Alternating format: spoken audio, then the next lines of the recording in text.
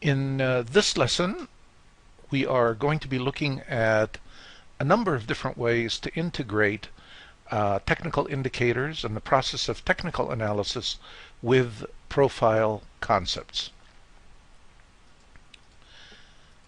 As usual, before we start, I would like you to please review the disclaimer. So as you watch the lesson, pause or stop it for a moment to read this.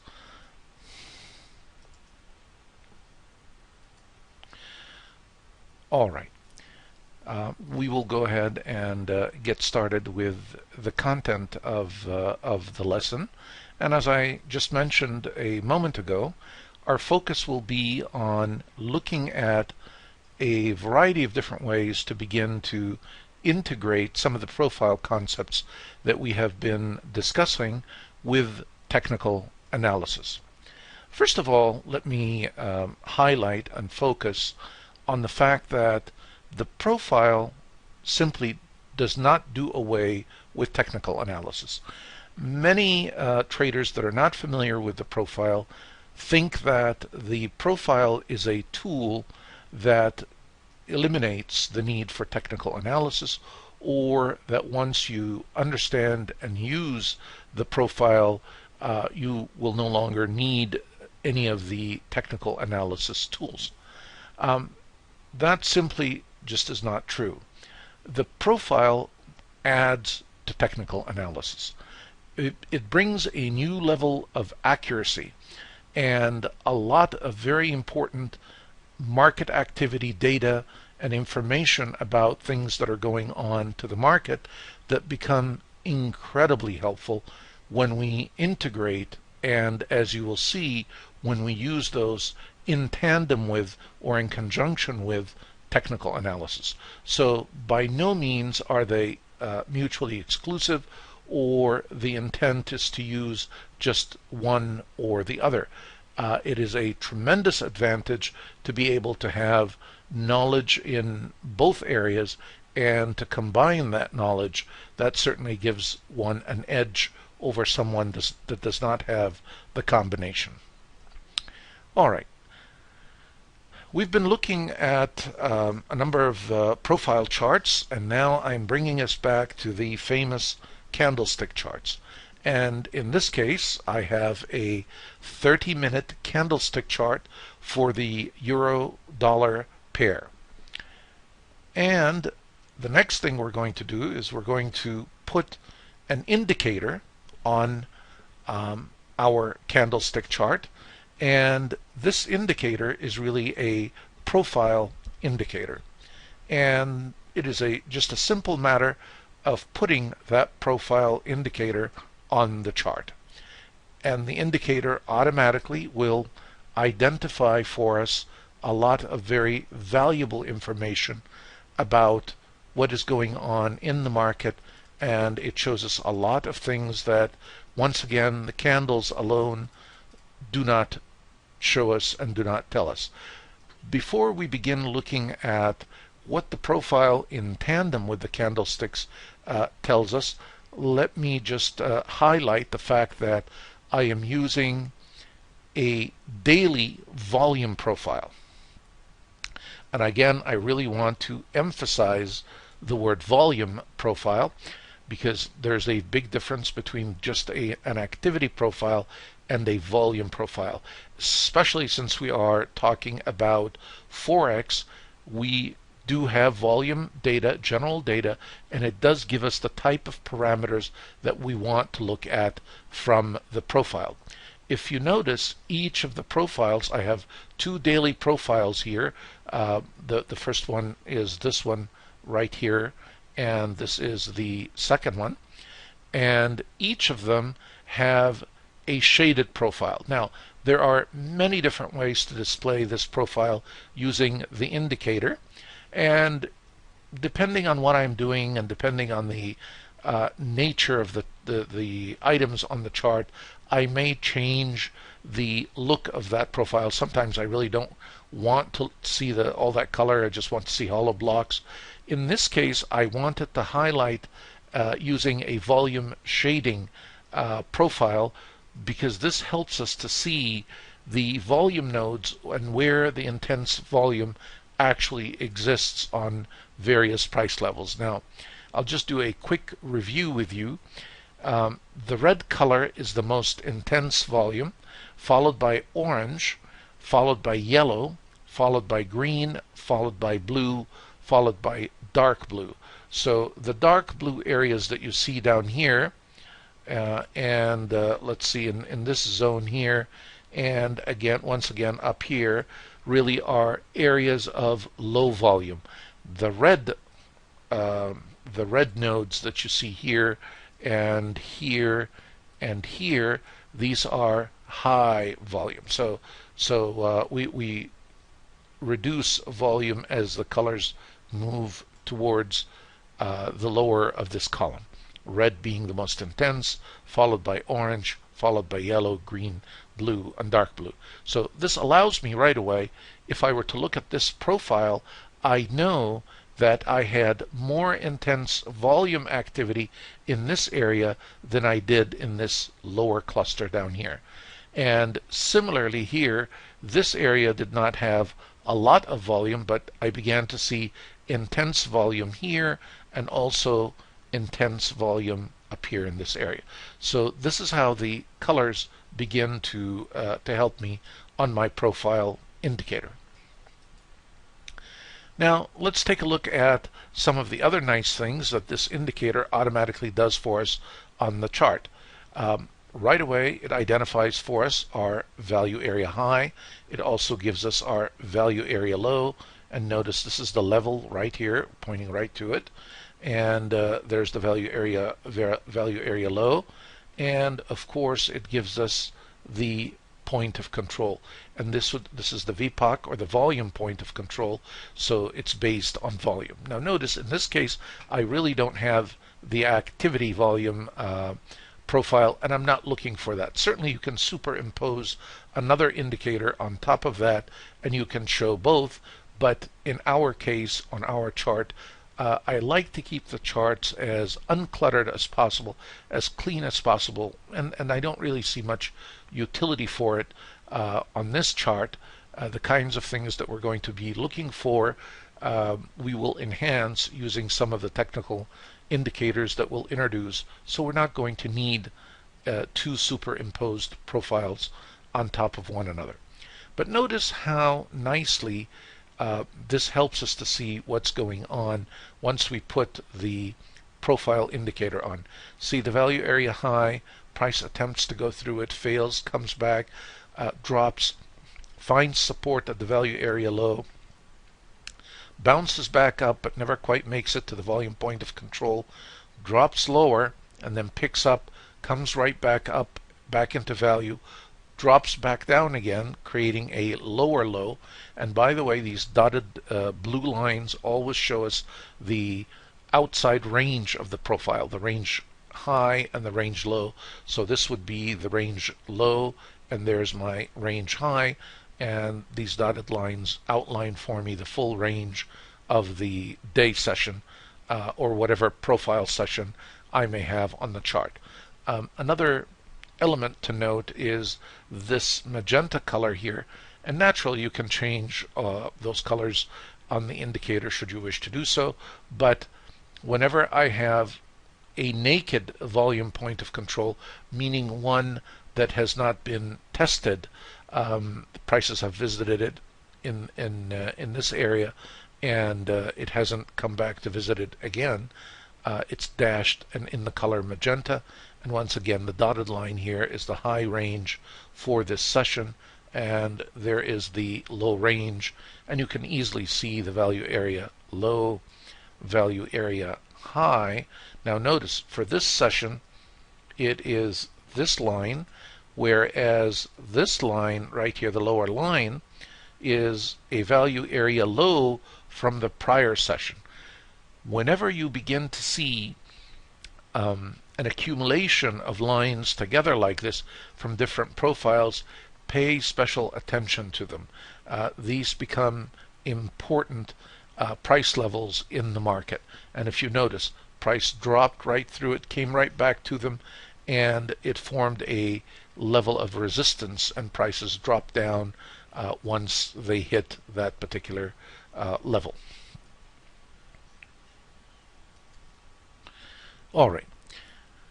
Now let us introduce a real simple rule once we have this indicator on our chart. It's a common rule that many profile traders are familiar with, and it's known as the 80% rule. So what does the 80% rule really tell us once we have a profile on our chart? Well, it's quite simple. It says using a 30-minute profile, and note the 30-minute profile is key. When price moves away from value, as it did in this case, see how this was the value area low, so this was my value area. Here are my two parameters, and price moved away from it down to this area.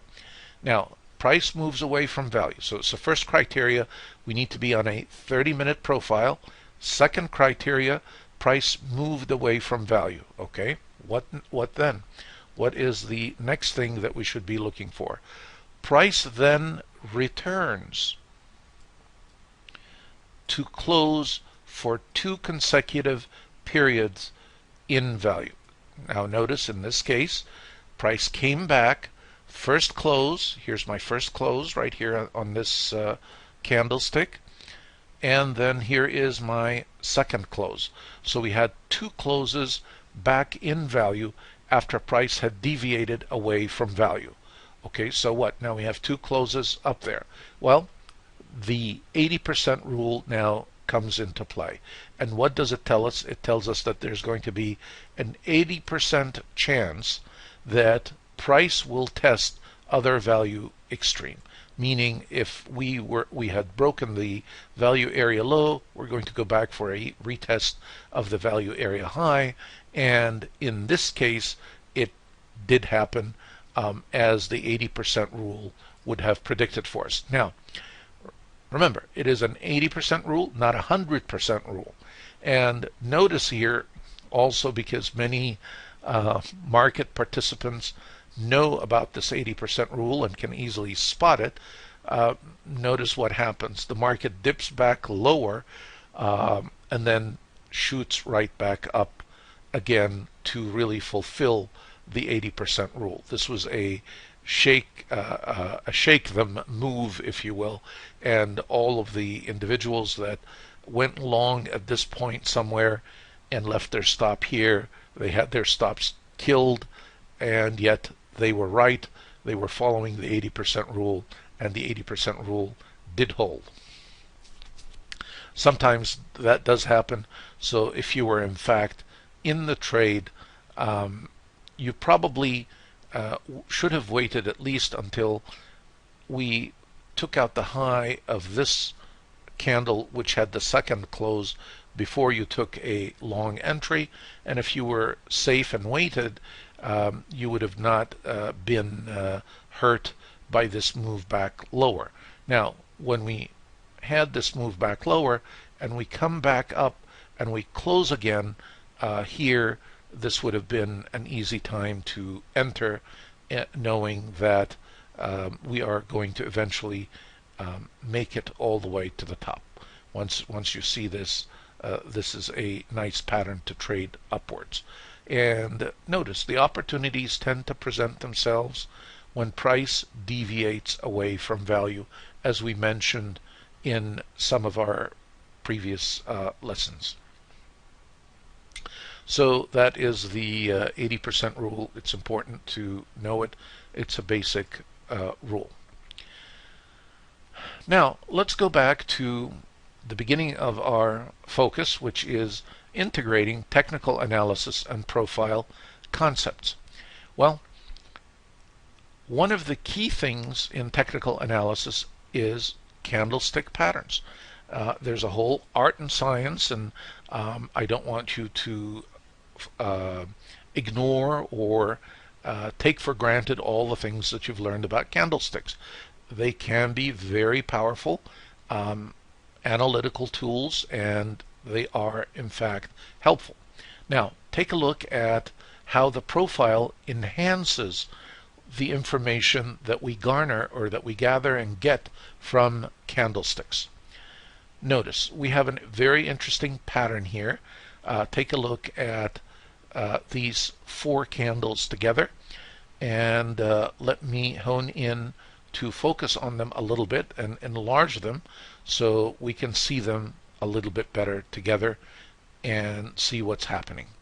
Well, we know that this is a value area high. The first time price comes up to visit that value area high, we get a selling wick, and we end up with a hanging man candle.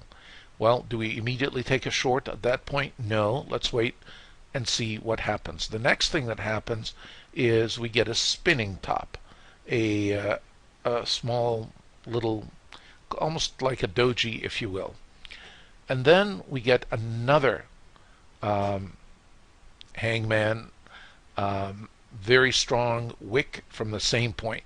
So it looks like in these 3 30-minute periods, first time price was rejected and rejected forcefully, wasn't able to come back up. There was a 30-minute period of uncertainty. We came back for another retest. The test fails again. And now on the 4th candle, here's what we find happening. The 4th candle, we have a lower high than the prior high. Here, if you notice, consecutively, all 3 candles had higher lows. All of them higher lows. Now, for the first time, we're seeing a lower low, and not only that, a lower high. This would be the entry candle once we take out the low of the prior candle. See the dotted line that I've highlighted here? So once we take out the low of this candle, this would be a good potential entry for a short. We know we weren't able to penetrate the value area high. If we didn't have a profile indicator and we didn't know anything about the profile, well, we have the candlestick pattern and we could still go by that, but look at how much more credibility, if you will, and how much more comfort one would have knowing that that is a value area high and we couldn't penetrate it in taking a short up here. You begin to see the advantages of the profile in action when combined with technical tools such as candlesticks. Okay, now let's take a look at this trade. If in fact we were to execute this particular trade, we would have a nice handsome profit with also a clearly defined risk management parameter. The risk management parameters would be based on our profile. Notice our value area high, so we would place our stop up there. We would enter short as soon as we take out the low of this prior candle, so the entry would be at about 1.2756 with a stop at 1.2770. And now the key question is, where is my target? And this is where the profile becomes incredibly valuable again as we integrate it with our candlestick pattern. Here's my first target. My first target would be my volume point of control, and the level is clearly identified for me, and I'd have a nice about 19 pip trade if I wanted to exit right at that level, the volume point of control. Second target would be this low here, the last lowest low in the auction before we came up and made this move. This would be my second target. If that target is also taken out, my third target would be the value area low. Notice how the profile structure really helps me to structure my trades, gives me clear targets, and I'm going to also share with you how it helps me to manage my trade.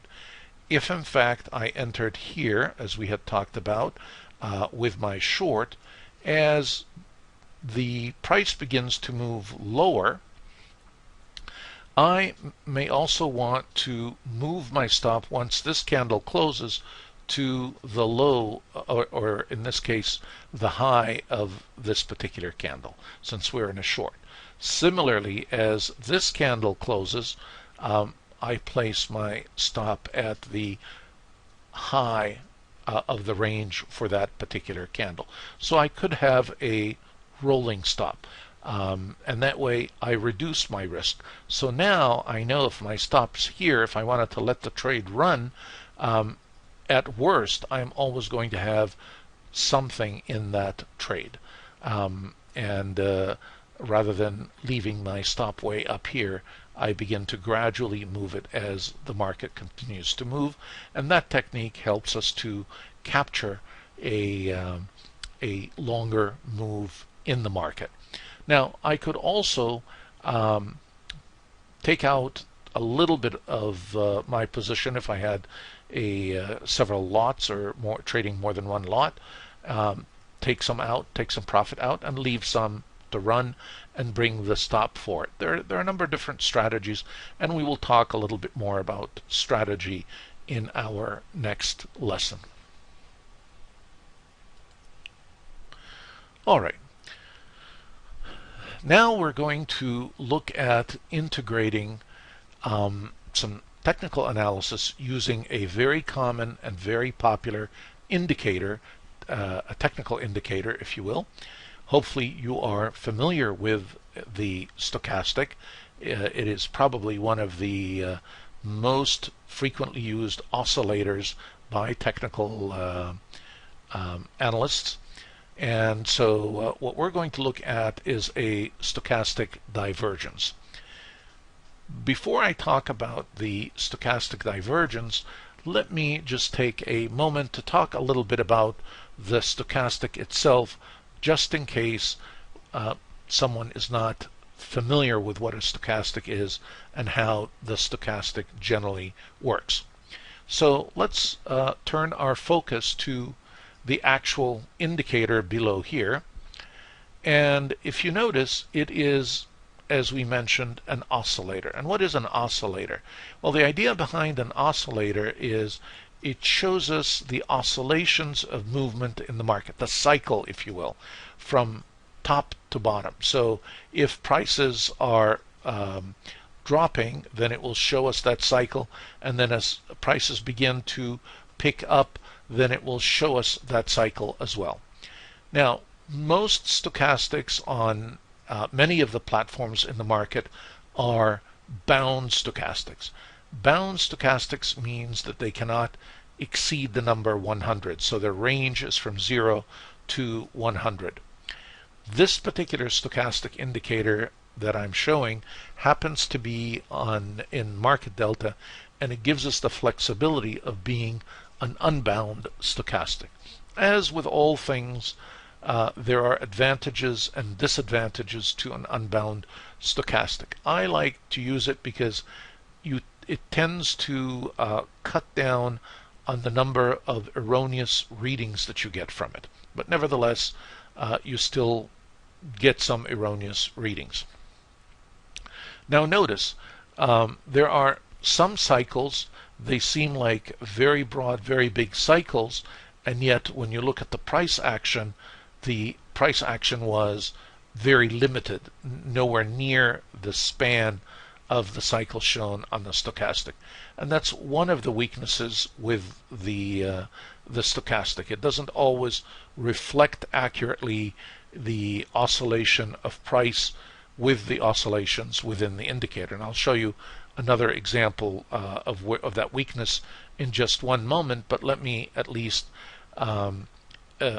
share with you the settings that I have on this particular stochastic, because those also change and vary from one platform to the next. In this case, on my unbound stochastic, I have a fast percentage D of 8. The setting is at 8 periods, and the slow is at 3. So those are the settings that give me this particular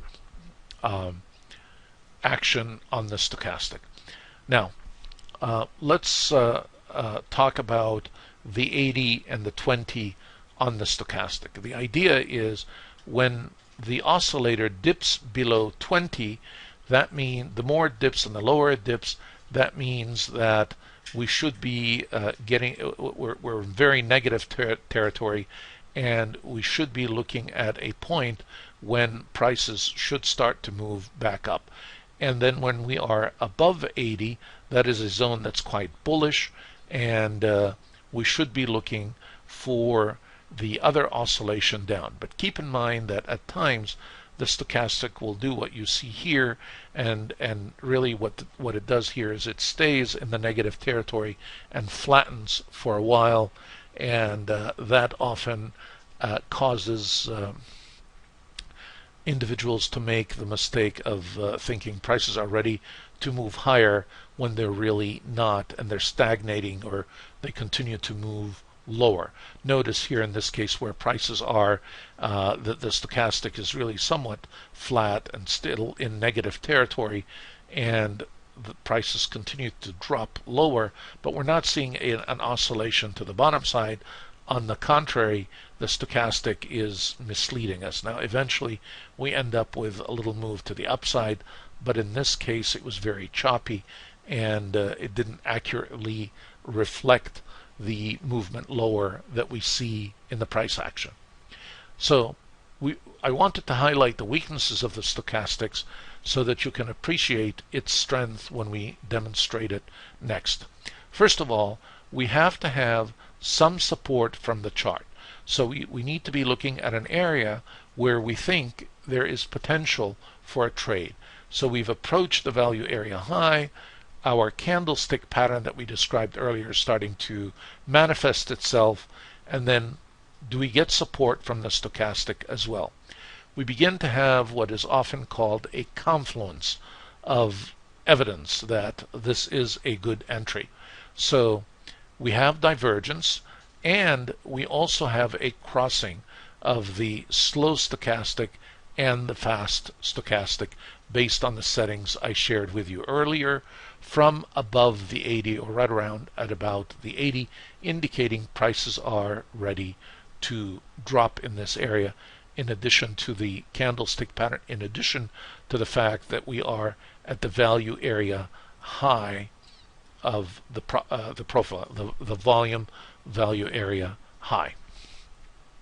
Now, on top of that, we also have a somewhat of a divergence on the stochastic. Let me talk a little bit about the divergence. Notice here, the last peak on the stochastic was here, and the next peak is just ever so slightly higher. But notice how the slope of the price action is significantly higher than what we see on the stochastic and the high up here.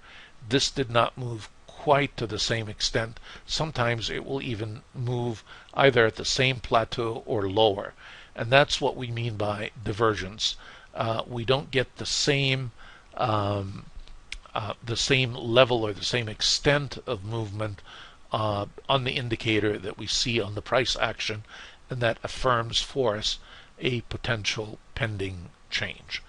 So look for these divergences. They are helpful in addition to some of the other technical pieces of information that we can garner from our candlesticks and even some of the other indicators that we will look at. The more evidence you have supporting your theory for action and your theory for a trade, the more confidence you will have in taking the trade, and not only that, the higher the probability of success you are likely to have. So if I was looking at the profile alone without anything else, I would have still been willing to take it, but now notice how my technical indicators and the candlestick pattern enhance my level of confidence and add to that level of confidence. So by integrating all these elements together, I develop what is often described as a confluence of evidence for action or for whatever decision that I would like to make as a trader. All right, now we are going to shift gears and introduce another important technical indicator that I like. I like this particular indicator, the VWAP, or the volume weighted average price, for a number of different reasons. First and foremost, I like it because I know that many professional traders and institutions do in fact use this indicator, which makes it incredibly valuable because it helps me to look at the same type of information that the major market participants are looking at. And now keep in mind, when you are trading in the Forex market, the major participants are all professionals. You're looking at central banks and major money institutions in the Forex market. So the VWAP then takes on special significance, and I will show you momentarily evidence of that. Well, what is the VWAP? If you're not familiar with the VWAP is calculated by adding up the dollars, or the money, the amount of money traded for every transaction, which means they take the price, they multiply it by the number of units traded, and then divide it by the total units traded for the day. We're trying to sort of find the volume weighted average price. The general theory is, if you are buying below the volume weighted average price, you're buying at good prices. If you are selling above it, you're selling at good prices. That's a very primitive explanation of the VWAP. Let me share with you some better ways to use the VWAP. Now, once again, I have my profile indicators on the chart, and in addition to the profile indicators, I have the VWAP shown as a step line. And I like the step line because it helps me to see incrementally the direction of movement of the VWAP itself. You can almost see the steps. It's very easy. For instance, if I looked right here in this area, right here, I can see how the VWAP, the steps are moving lower, is stepping down, if you will. And at the same time, when I take a look at my value area high relative to where my VWAP is, if I begin to see, and when we talk about the bands, this will become far more evident, how far am I from the VWAP? Remember, again, the closer you are to the VWAP, the safer you are, in a sense. And the general idea is, when you're far away, if you buy, you are buying at better prices, and if you are selling above the VWAP, you're selling at better prices.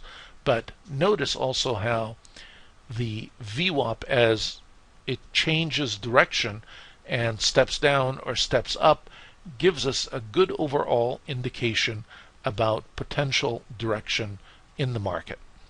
And notice also how each of these 30-minute candles continues to close below the VWAP, indicating negative pressure to the downside, and prices continue to move lower. Periodically, they will come back for a retest of the VWAP. This often happens, you will see, or you will find, especially when the VWAP and the VPOC, the volume point of control, come together. That becomes a magnet for prices to test that zone. On this chart, I have included, in addition to the VWAP bands. And these bands are part of the indicator. You can select or deselect them. You can also, if you wish, add to them, add more bands. The standard, or the typical VWAP, comes with 3 levels of bands, each of them at about 1 standard deviation away from the actual VWAP.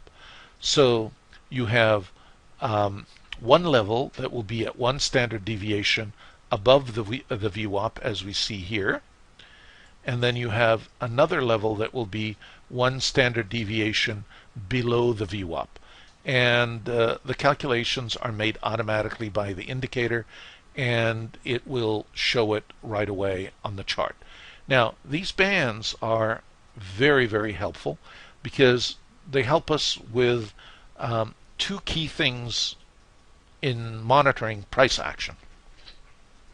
The first, they show us how far away price has deviated from the volume weighted average. Is it 1 standard deviation, 2, 3, and so on? And the second, which is a more advanced use of these bands, is engaging momentum in the market.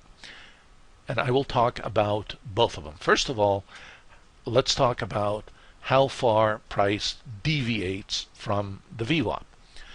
Well, the greater the standard deviations, the less likely participants are inclined to continue pushing price in that particular direction.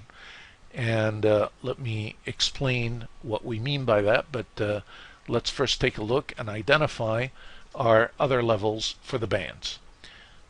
Second level of the band, right here, level 2, 2 standard deviations away. So the first one right here was level 1 and level 1. Then we have the level 2, level 2. Make sure you can identify them. And the last level that we have simply is level 3, the most extreme that I have on my chart. And there is the other level 3.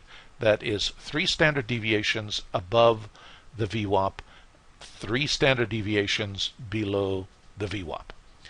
Now, notice what happens when price actually comes to visit these extreme levels. And this is the point that is very, very important. Look here what happens. Well, when price got outside of the 3rd standard deviation, and interestingly enough, it happened to be right at the value area low, price pops back right up. And we get a retrace to the upside. Now, how far up did it go? Well, it certainly penetrated through the 2nd standard deviation and made it to the almost to the 1st standard deviation. This reveals something else that's interesting. Since price in the retrace did not manage to make it all the way back up to the actual VWAP, then momentum to the downside is still relatively strong. If in fact momentum was weakening, we would have begun to see a retrace that should have arrived to the VWAP itself. So notice what happens. We continue to move lower and we pierce through the value area low. Now, what happens when price comes back at the 3rd standard deviation for the 2nd time? Now notice here, 2nd time we visit the 3rd standard deviation on our VWAP. Once again, price pulls back up and continues to move higher. We make it through the 2nd standard deviation, and then we make it again through the 1st standard deviation. We make it all the way up to the actual VWAP. Right there. Now, naturally, you can change the color settings for these different bands. I'm using the darkest color for the VWAP itself, which is black, and then I have red for the 1st standard deviation, green for the 2nd, and orange for the 3rd.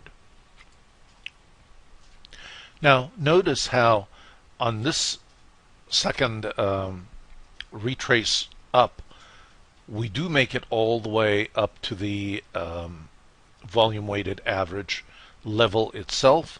We drop back down, and this is the 3rd time that we actually come down to visit the 3rd standard deviation. And now look, we already knew that momentum to the downside was fading because of the extent of the pullback that we saw all the way to the VWAP. So when it came down here this time, this would have been a beautiful buying point.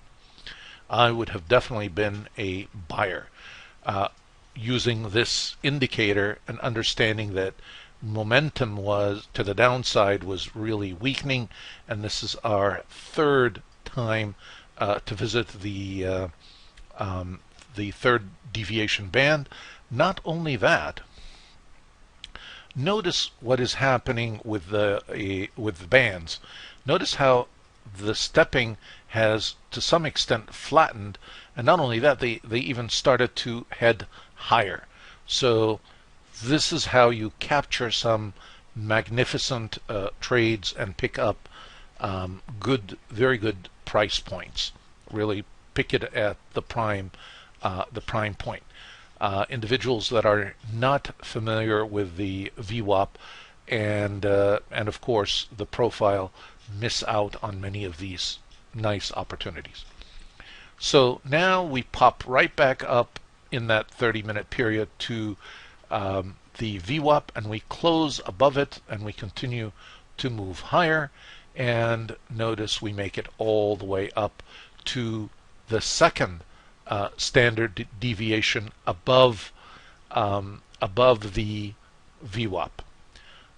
But notice our rules about momentum again. First time we drop, second at the second time we come, we drop. What does that tell you about momentum to the upside? Weakening. It's no longer strong. It's no longer a strong move upwards. And sure enough, take a look what happens in the following day session as we notice that momentum has decreased. Prices continue to fall and to drop.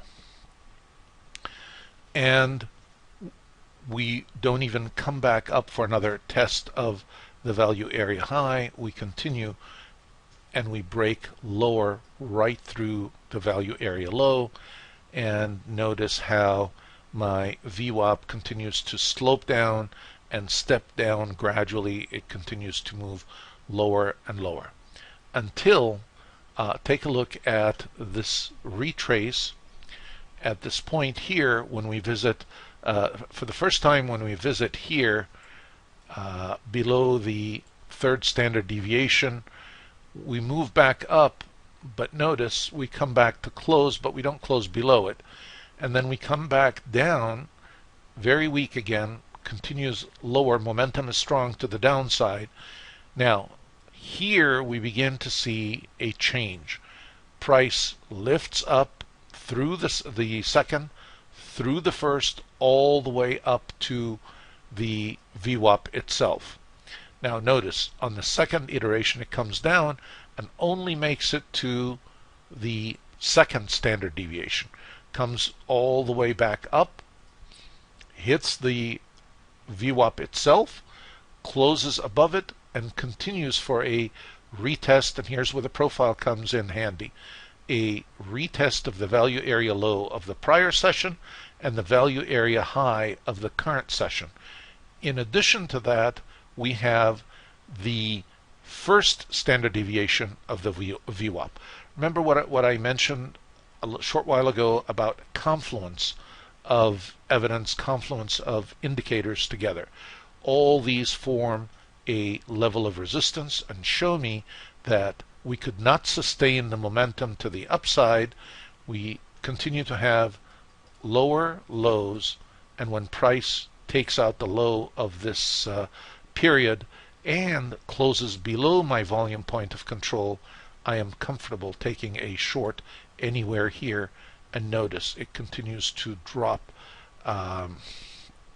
all the way down, and it closes down here, continue below the standard, third standard, continues even lower, and this is why you should never jump in to buy it the minute it drops below the third standard deviation.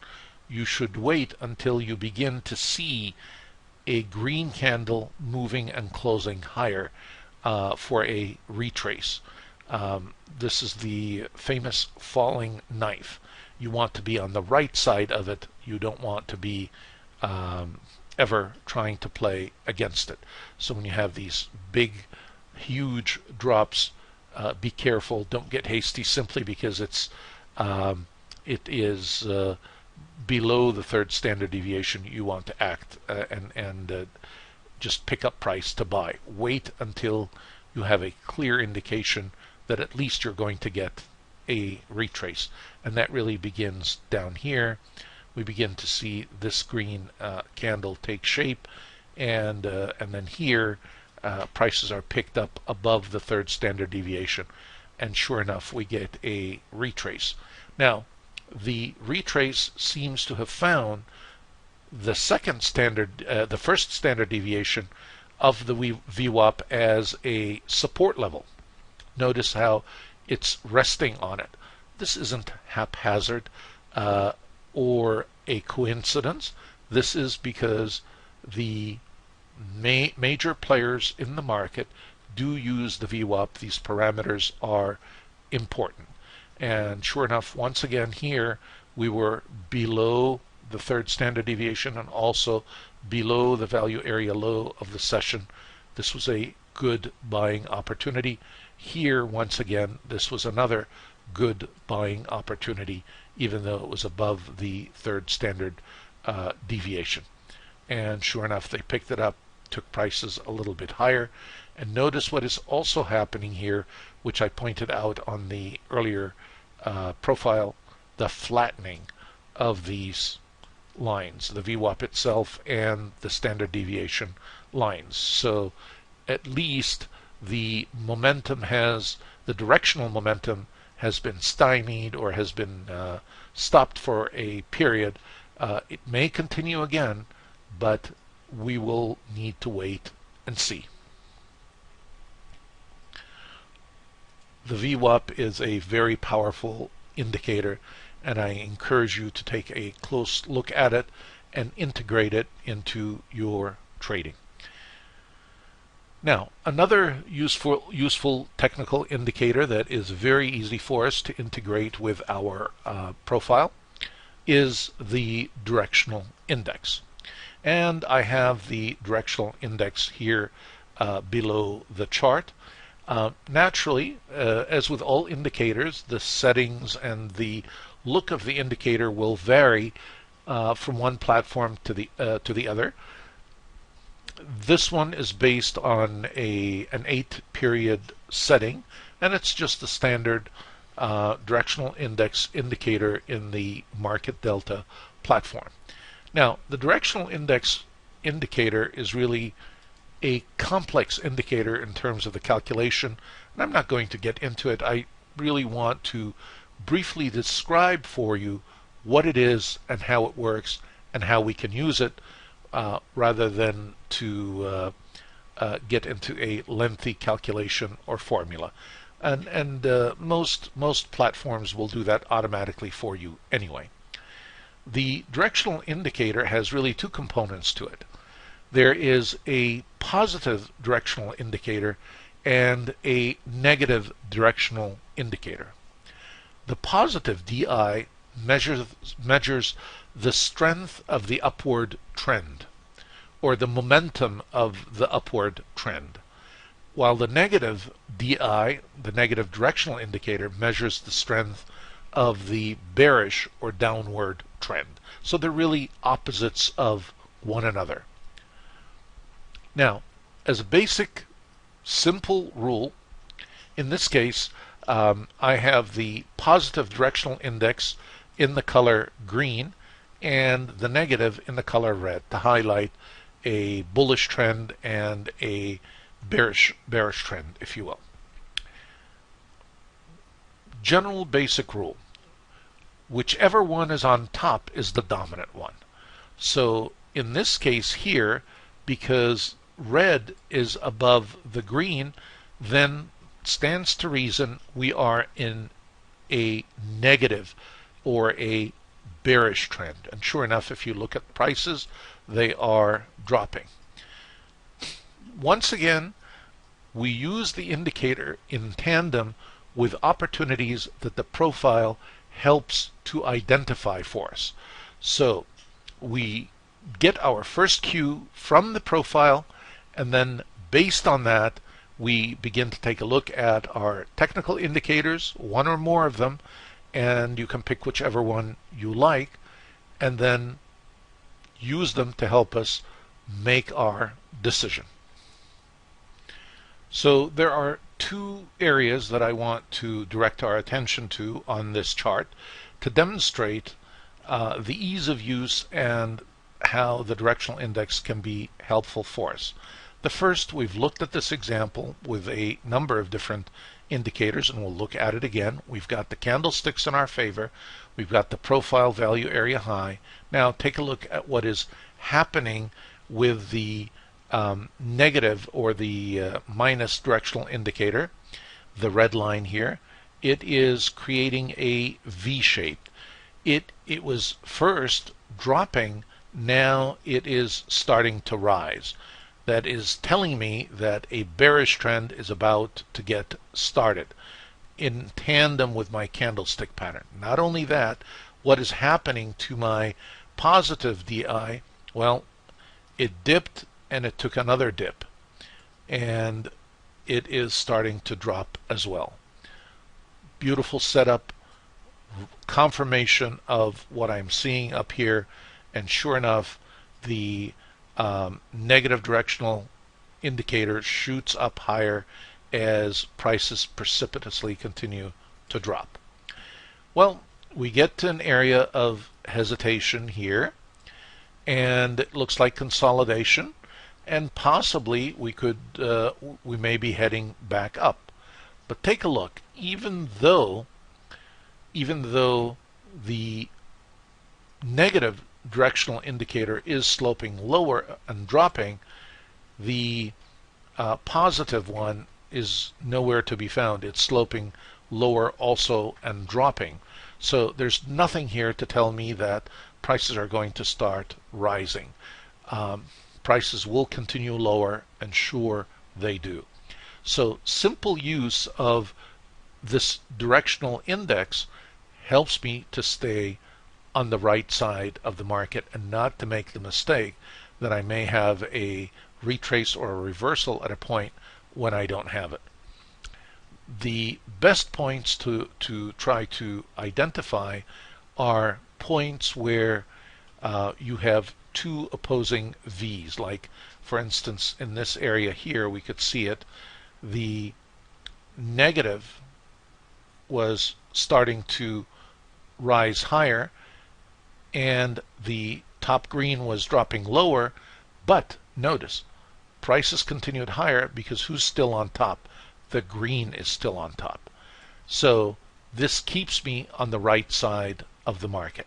As long as the green is above the red, even though I may be detecting an increase in the negative pressure, this is still significantly above, and the bulls are still the dominant force.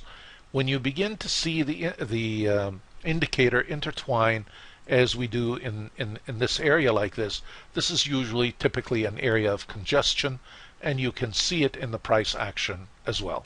There's really no direction, no clear, coherent direction to be determined, and you probably want to stay out. And ultimately, you want to remember, you want to take your cue from the profile.